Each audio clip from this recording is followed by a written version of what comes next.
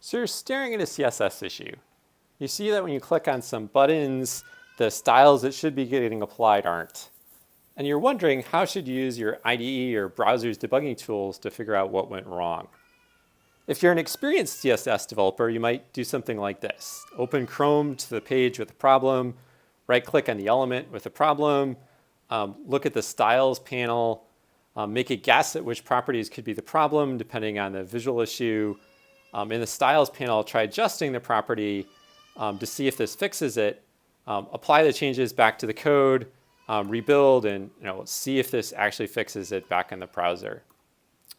Programming is all about solving problems, which developers solve by solving more problems. Fix the issue by first finding the defect, which a developer might do by tracing the output backwards, by which a developer first needs to determine how to find where the output is generated. Psychologists have long examined what it is that humans do when they solve problems. One key aspect is trial and error. Problem solving is often like a maze where humans choose which path to follow. Backtracking is necessary when choices don't work as expected. Psychologists have long found that experts are more effective because they know better approaches to solve problems. So in programming work, experienced developers may use a really effective CSS debugging strategy that less experienced developers do not. But what if developers could share their expertise? Then we can make developers into experienced developers much more quickly. Stack Overflow illustrates perfectly how much sharing can help, but it shares only specific solutions to specific problems, not general strategies for solving problems. Stack Overflow will offer you lots of fish, but won't give you advice on how to catch your own fish. So let's just take the strategies that experienced developers use, write them down, and share them.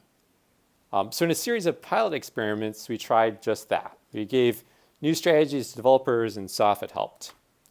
And we found that it did not. Developers read the whole strategy all at once rather than going through it step by step. Developers lost track of their place and then started over from the beginning. Developers tried to follow them for a while, got confused, and went back to what they were doing before. And this all makes sense because problem solving induces a lot of cognitive load, and it's hard to pay attention both to the problem and learning something new at the same time. Habit is strong, and it's hard to overcome. So what we want is a way to explicitly represent a strategy so that we can reduce the developer's cognitive load and help them follow the strategy. So we'd like the computer to help the developer keep track of what step is next, and then help reduce what developers have to remember as they're working. So how can we represent a strategy explicitly in a way that a computer can interpret? So in this paper, we developed a language and a system that enables capturing a strategy from an experienced developer as a machine interpretable artifact, and using this to teach programming strategies to less experienced developers. A strategy describes steps a developer should take, and based on what they find, what other things they should do. We can think of a strategy as a program or an algorithm that describes a way for a developer to work. And then we developed our language called Roboto for writing strategies explicitly in a form which can be interpreted both by humans and by computers. So in Roboto, a strategy may describe a judgment a developer should make, such as if you are in the master branch, or an action a developer should take, like open the terminal and navigate to your Git project directory. Strategies may also ask a developer to write something down after they find some information in a variable. The computer then helps out by keeping track of the variable value, which a later statement in the strategy may then reference to retrieve the value. So in this way, if you wanted to explain exactly how to debug by following data and control flow backwards, you could write a strategy to do just that. To help the developer and computer work together to follow along with the strategy, we invented a strategy tracker, which is an interpreter for Roboto. The developer does actions and makes choices, and the computer remembers variable values in the program counter. So let's look at an example. So imagine that we want to fix a merge conflict. So we open up a strategy for the merge conflict, and it tells us to open up the terminal and navigate to our Git directory. After we're done with that, it asks us if we're in the master branch, and if we decide that we're not, then it asks us to check it out. And then it goes through the steps of merging the two branches. And if a conflict does occur, we can then record the files that have conflicts. It asks us for each of these files that have conflicts to do a bunch of steps to resolve the conflicts by first writing down the lines, and then for each line that has a conflict, editing the file to fix each of these conflicts. And then once we're done doing this for each of these lines, it then sort of prompts us to commit the changes, and we're then sort of done fixing the merge conflict. So to understand how explicit strategies written in a Roboto and executed in the tracker change developers' strategic behavior, we conducted a formative study. We assigned developers either a self-guided condition where they used their own traditional strategies, or a guided condition where they used a new strategy in Roboto and the strategy tracker. And then we examined the strategies that developers chose to use, how this helped or hindered developers, and the impact on developer success. So 28 developers completed a 30-minute debugging task to fix a defect in a game. We then interviewed them about their experiences, and then asked them to complete a second 30-minute design task where they implemented a simple autocomplete control, and then we again interviewed them. From this, we tried to identify the strategy that developers used in each task through their self-reported descriptions. And we then identified the progress they made in the debugging and design tasks. We also looked for themes in the developers' self-reported perceptions of the impact of using the strategies on their experiences in the task. We found that developers changed the strategy they used, both for the design task and the debugging task. Developers in the design task generally shifted from a template strategy where they found example code and used that as a template for their implementation, or a decomposed strategy where they analyzed the functional requirements for sub-problems, to a TDD strategy where they translated the functional requirements into test cases. Similarly, in the debugging task, we found that developers shifted from a strategy of guess and check, where they would guess sort of suspicious lines of code and modify and check if that fixed it, or a forward search, where developers sort of began by sort of following the program forward from an input, to a backward search strategy, where developers instead started at the faulty output and worked backwards through control and data flow dependencies. Guided developers reported experiencing their work as more constrained, but also as more organized and systematic. To understand the impact of guiding developers on progress, we built an ordinal logistic regression model, controlling for familiarity with the strategy. And the model shows that guided developers in the design task were 1.3 times more likely to make progress. In the debugging task, guided developers were 1.96 times more likely to make more progress in localizing the fault. Our findings illustrate the potential of explicit programming strategies. There's a number of ways in which representing strategies explicitly may benefit software engineering students, practitioners, and researchers. Explicit programming strategies may be useful for teaching, helping to communicate to students how to solve the hard problems. We have a paper in 6E exploring this for novice programmers, but we think there's a lot more potential for more experienced students. To help developers face the wealth of problems they must tackle every day, we think there's an important opportunity to build a Stack Overflow for strategies, where experienced developers can share the strategies they use and enable other developers to then find and use them. And as we start to capture lots of strategies explicitly, we think there's a lot of really important opportunities for software engineering researchers. By understanding which strategies developers are using and when, we can be much more specific in understanding if and how developers are being supported by tools, helping explain the specific challenges that they're experiencing by referencing specific steps and strategies. So in this talk, we saw that programming strategies describe a series of steps that developers use to solve problems. And we found that by guiding an explicit programming strategy, developers are able to change how they solve their programming problems and work more effectively. Thank you for listening. We invite you to check out the paper to learn more. Thank you. Hello, everybody. If you've just joined us during the last presentation, I'm Carolyn Seaman, and I'm the session chair for this session on observational studies of developers.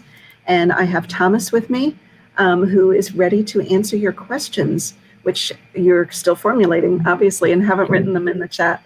So I will take a moment of privilege and ask some of my own questions, if you don't mind.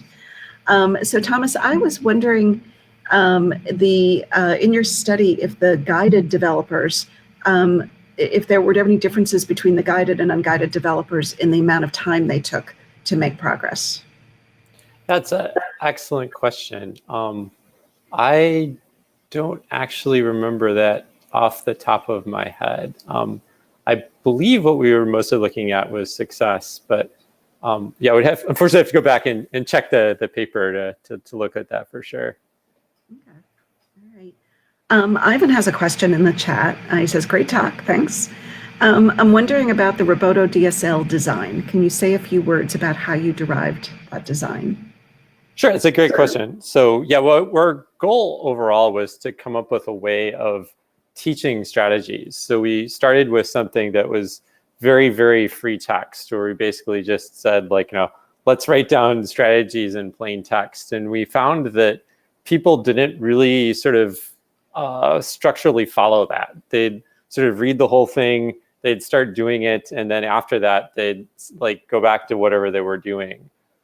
So our goal was really to offer enough structure that the computer could really track what step people were at and help them in that process. So we wanted just enough structure in the language that we could track control flow, essentially. So that meant that we have things like conditionals and loops. And we had variables because we wanted people to be able to write things down. We saw that people would do things like, say, like, I want to look at, this thing or these three things, and they'd want to look at them one at a time. So we could store that in a collection and then sort of let the computer scaffold that process of going over those steps. So we kind of left, had just enough structure in our language that you could support these use cases, but everything else is still free text. Like, we're communicating sort of what to do to the developer in completely free text. Okay. Actually, Ivan has a follow-up. It says, one thing I found missing is something like look at docs or search on Stack Overflow directives. Why not include such less structured types of steps into the DSL? Or maybe it does support these. Sure, it's a great idea. We could certainly do something like that. I mean, the language itself is fairly extensible, so we could certainly add extra structure for things like that. I actually had another question, if I'll sneak that in while another one comes up in the chat. In the study, did any of the guided participants ever disagree with the guidance? And were they allowed to deviate, or if they weren't allowed to deviate, did they complain? Yeah, so we were mostly looking to see, like, could we get them to switch? So we were mostly just measuring, that aspect of it. But yeah, not everybody switched. I mean, some people were still doing the sort of strategies that they were otherwise used to. And it sort of, people found that the process of being guided in this way was a little bit constraining, where they sort of like, now normally I do it this way, and it felt a little bit weird trying to do it this other way. So yeah, there's definitely this pros and cons where people have to be on board with trying this new thing. I mean, it's kind of like anything else in life. Like, if you're not excited about trying this new thing, then it's like, might not be as rewarding, or you might not engage with it as fully, I guess. Right. Okay. There's a question from Tim.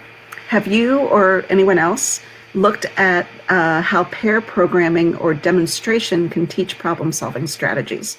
And a secondary question, is there an existing literature on programming strategies and their efficacy? It's a great question. So yeah, informally, pair programming is certainly teaching something. I mean, there's lots of things that people are hoping to learn.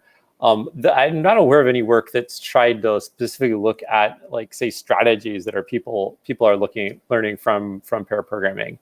I would imagine that, like, there are strategies that people pick up, but I don't know of any work that's tried to document that. And in terms of the effectiveness of programming strategies, most of that work is very closely tied to tools. So there's lots of tools that sort of embed a strategy. So like, for example, in our study, we were teaching backwards dynamic slicing, which is kind of the strategy that's embedded in the Y-line tool. So there's lots of studies that have said like, here's some great new tool that helps developers work in this new way. And does that help developers be more productive or not? So there's clearly a huge literature out there on that.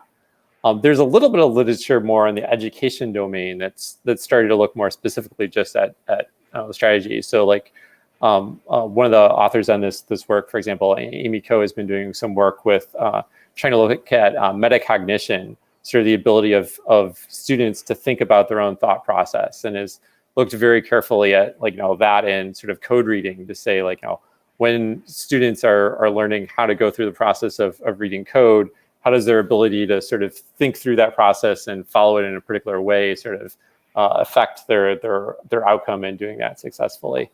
But yeah, more generally, like one of the goals of this work was to sort of encourage more of that, where we're hoping that the notation that we developed here could be used to sort of capture more strategies and over time sort of build this vast database that sort of documents what it is that developers do. Do you think that your notation and your approach to making strategies explicit could apply to other types of strategies in other domains, completely separate from computing? Sure. Yeah. Negotiation strategies, medical diagnosis strategies. I don't know, anything. Yeah, I definitely think so. I mean, there was very little in our language that was actually programming specific. I mean, the main aspects of structure that we were introducing was just this, like, what step are you on, and sort of using your information from your environment to decide what step to go to next, or to record information for later. And it would certainly seem that there's other domains that have that same characteristic where you need to remember something for later. There's kind of been more of an uptake of this sort of thing in the medical domain. So there was a book called the Checklist Manifesto that was published by a big name surgeon that was basically saying like, the reason that surgeons make mistakes is they forget all these simple things. So if only we had these checklists, they'd remember to do all these simple things and we wouldn't make all these silly mistakes anymore. So there's certainly an overlap between the sort of checklists that they use in our notation.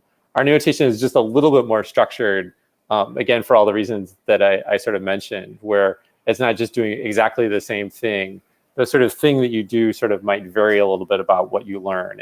And that's really sort of what this structure is trying to capture.